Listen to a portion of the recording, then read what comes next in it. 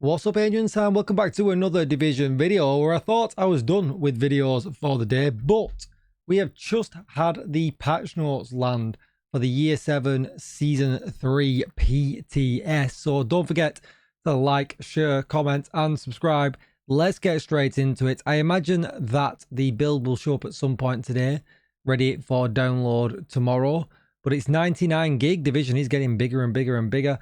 It starts tomorrow at 2 p.m. CET and it goes all the way through till Monday. So it's going to be a weekend play only. I haven't read any of this yet, so we're going to go through it all in as much detail as we possibly can. But it starts off with the companion system. So Season 3 Mutiny brings in the companion system, a feature where you can recruit and command defected True Sons soldiers who now fight by your side. As a squad leader, you can direct your companion in combat. He will follow your lead, take cover when needed, revive downed allies, and can use special abilities through the command link global modifier, which we saw Yannick play with in the past live stream. This system works closely with the season's modifier system. The command link focuses on coordination between you and your companion. Active modifiers define each companion's archetype abilities. Passive modifiers let you equip up to 3 bonus effects. Hostile modifiers create enemy behaviors that try to break your teamwork. As you move through the seasonal journey, you unlock new mechanics, additional modifiers, and more companion archetypes, which we expect that is literally just like global modifiers, but with a companion. So we've got, first of all, we've got recruitment. You can now recruit companions through 2 main activities: open world recruitment encounters and True Sons community events found across Washington, DC. Once these events are unlocked, you will come across potential defectors while roaming Washington, DC and engaging True Sons in the open world. Occasionally, a defector will side with you in an encounter. If they survive, you can interact with them afterwards and recruit them as your active companion. Recruitment encounters are limited to DC map, but once a companion joins your team, you can bring them into missions in other regions as well. Oh, that's interesting. I don't think they went over that last time. So we've got the 3 main archetypes. So the 3 companion archetypes, each with distinct combat style and purpose to your team. Assault advances aggressively and engages enemies head on, using cover when needed. The medic focuses on healing and reviving allies, maintaining a defensive stance behind cover. And then the engineer supports from a distance by deploying automated defenses and providing sustained fire from safety. You will start with the assault companion unlocked during the introductory mission. The remaining 2 archetypes are gained by finding and recruiting defectors in the open world. As a companion's active modifier ability levels up, they receive stat boosts that make them more reliable in action. Keep in mind that not every agent skill interacts with companions. For example, the Reviver Hive can restore a downed companion, but most other skills will not affect them directly. That's interesting to know.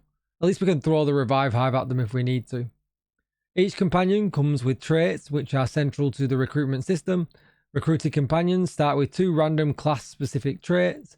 These can act as strengths or weaknesses. Some may boost offense at the cost of defense, while others might enhance movement speed or provide resistance to crowd control effects. You are encouraged to try different companions and trait combinations to find a setup that fits the way you prefer to play. Okay, so there it said that they're class specific, but they did mention that some of them do mix between companions, so we definitely need to check that out and definitely need to kind of make a list of what we think might be the most OP or not. So in the modifiers, this command link is the core seasonal modifier built around teamwork between you and your recruited True Sons companion. Each coordinated move you make with your companion builds up the link meter, provides a short-term buff, and grants modifier XP. Once the command link meter is full, you can activate your companion's active modifier ability. As you continue earning modifier XP, that ability increases in level and becomes stronger. So for instance, the assault one has that rocket launcher, so the more we level him up, the stronger that will be. I think we remember seeing it as blast radius and things like that. So here are the companion linked actions. So companion kills a target that's marked by you. It grants 10% weapon handling for 10 seconds and the duration stacks. In the PTS, we saw how much of the link about action XP it gave you to build up this bar. It doesn't look like they're going to tell us though in these patch notes. Crossfire kill, both you and your companion damage and kill an enemy together. The enemy must have taken damage from both within a short window before defeat. Either can land the killing blow. That grants 20% critical hit chance. Reposition. Companion completes a move order or a cover order. Grants 20% reload speed for 7 seconds. Assist. Either you or your companion kills an enemy that attacks the other within a short window. 10% weapon damage. That's the one we want. Buddy aid. Either you or your companion revives the other during combat. Gets you 25% bonus armor. And then collateral kill. Companion eliminates a target autonomously, and it grants command link progress without an additional buff, meaning that if it does just kill things, you'll be able to activate that the rocket launcher at the end, because eventually he'll get there and you'll always be able to do that. So there's some rules when it comes to co-op play in the game. Command link function both in solo and co-op, but with specific rules when multiple agents are involved. Only one companion can be in a group. Any agent can swap in their companion and command it for 90 seconds. Once that duration ends, any other agent can take over by deploying their own. Each agent fills their own command meter through teamwork actions with the active companion, even if their personal companion is not deployed. Priority kill and reposition actions buffs only apply to the agent who issued the command. Crossfire kill, buddy aid, collateral kill actions can be triggered by any group member, with each player benefiting from their own link meter and applicable buffs. When switching to a companion that becomes the active one, any previously earned command link progress carries over. So even if you're not controlling the companion in your group, you've got to be aware of what buffs that you set, because you're going to get your own individual buffs that you've set, not necessarily the team leaders. So it's a bit confusing because there are some that count and some that don't, which hopefully it's not as confusing as it reads out. Hopefully it just plays a lot easier. Then we've got the active modifiers. So active modifiers let you command your True Son's companion to use special abilities once the command link meter is full. There are 3 available: Spearhead, Tech Line, and Quick Fix. These abilities can be upgraded using modifier XP, making them stronger with each level. So you earn modifier XP by performing command linked actions while your companion is active. Each active modifier has 3 upgrade levels, which is less than previous season where we had 5. Progress is tracked per companion archetype, so we've got to do this for Assault, Engineer, and Medic. All companions that belong to the same archetype share the same upgrade process and benefit from these improvements, meaning if you recruit a different one, so if you've got an Assault and you recruit a new Assault, you keep all of your upgrades. Progress is permanent and does not reset when switching companions.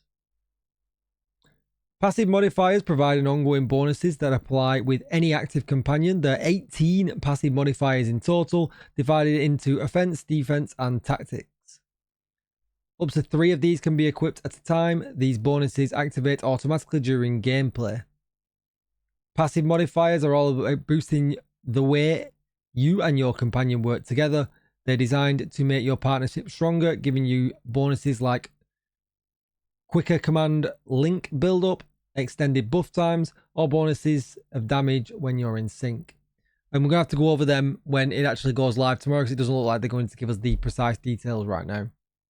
Then we've got the hostile modifiers. So we've got Commander. If there's an elite enemy, it gets increased armor who buffs nearby allies.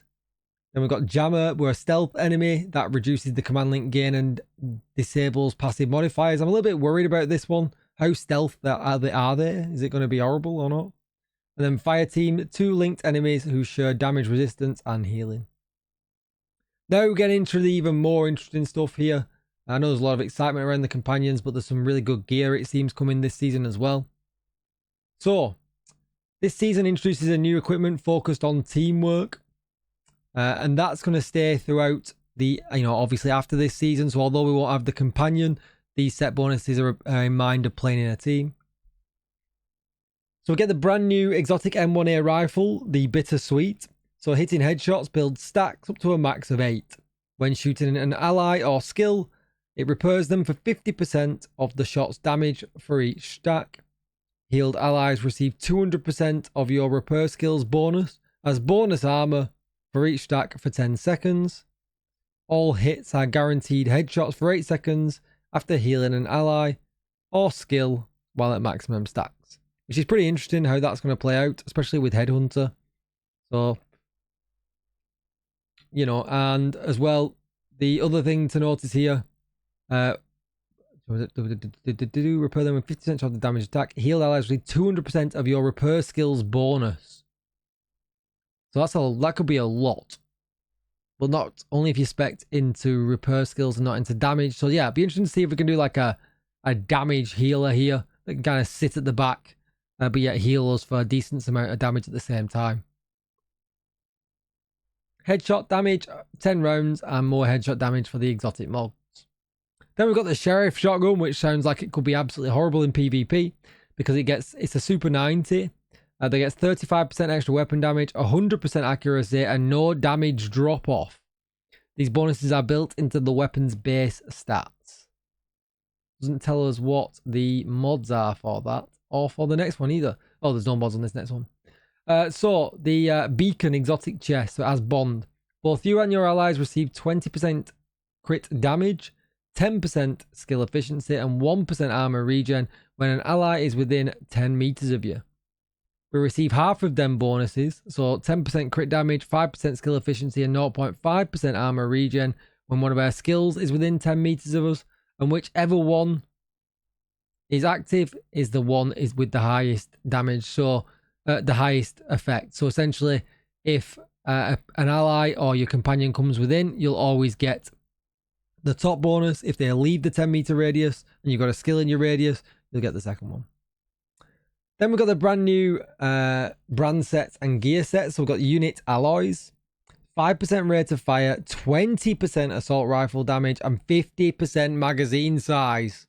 At last. At last. It actually feels like we're going to have something that could run toe-to-toe with Fenris, strikers, or companion with them, or something. I feel like when it comes to all red builds, some stuff has been so strong for so long, we've very rarely had any variation. So I'm very happy to see a new assault rifle set land in the game. Especially with rate of fire and assault rifle damage as well, this sounds incredibly good. On the named piece, we get Perfect Obliterate. Obliterate is one of my favourite talents in the game, so absolutely happy about seeing that. And then the holster has a perfect rate of fire attribute, which goes in line with the one piece bonus. Cannot wait to try this. It sounds absolutely great, and it lets us basically, I feel like I could get back to using Heartbreaker again. That set suffers so much with stack decay. This actually could be the accompanying set that actually makes Heartbreaker really, really good again. So yeah, I can't wait to use this, and especially if the rumours of the new ACS 12 that's coming to the game, it just sounds like we've got three things here that could synergize so well together. Then we've got Concentrated Company, which I'm not really sure how this is going to play out. I'm really going to kind of reserve my thoughts to when we've actually played it. But I mean, 10% weapon damage, 30% weapon handling, pretty good. But it's the talent that confuses me a little bit to how much damage we're actually going to be doing. So shooting an enemy marks them for 7 seconds. When a marked enemy dies, receive 1 stack of 3% weapon damage for every ally or skill that has contributed to killing that enemy. So what do you get a stack if you just kill them and nobody else shoots them? We can then stack up to 35. Stacks decay every 10 seconds. Maximum amount of marks that can be placed is 3. Then we've got the chest and backpack talents, which we've not seen yet. So increase the amount of marks that can be placed from 3 to 5. And then the backpack, increase the weapon damage bonus per stack from 3 to 5. So a bit like negotiators, it sounds like we're going to have to spread the marks, and we can, you know, stack up to 5 of them at once. So to me, it sounds like the chest is probably just worth putting in the bin. We probably wouldn't use that because we burst enemies down so quick. And the problem is, if nobody else contributes, if we don't at least get 1 stack, that's gonna not be great. That's not going to be great. I mean, the 5 might you build up quicker if we okay. So thinking about it this way, the chest might be worth it if we can build up quicker by bursting down solo. If we can't, the chest definitely is just not worth it. And this would be a hard set to run without an AI companion after this season. But we can stack up to 175% weapon damage with the backpack, which is interesting. So there is some potential there, but there's still a lot of, you know, questions that we need to ask. You know, does this just work solo without a companion, without other teammates? Then we got the named weapons. So with perfect immobilized, so it's an M870 and a tactical vector SBR. I don't really like these talents too much. We've got a bunch of them, the shock ones and the fire ones, but essentially we get 25% amp damage against ensnared enemies. After 3 kills, you'll ensnare an enemy. Then we got immobilize. So it so it goes from 20 to 25. Easy peasy. And then PTS only, all of the normal stuff. So you get the PTS caches, so it contains all the gear. The blueprints ones, so you get all the blueprints. And the materials ones, so you've got enough stuff to actually craft the new items. So yeah, I'm really concerned about this set. If it's really going to be a group only set. You know, are we going to be forced to run a skill and then be forced to not be able to kill an enemy until we're certain that skill has shot that enemy? That would be rough. I feel like that would be rough. But we will test tomorrow. So that's going to be it for the video. Don't forget to like, share, comment, and subscribe. As always, let me know down below what you're looking forward to the most. And also let me know what you want me to test if you're not on PC or you're unable to play it. And you want me to test some certain bits, let me know. The bigger the list I have, the more that I can get done over the weekend. Don't forget to hit that subscribe button. Help me get to 40k before the end of the year if you're not already subscribed. Hype if you're on mobile. Like, it really helps the channel out and the reach. And I look forward to reading your comments down below. Bye-bye.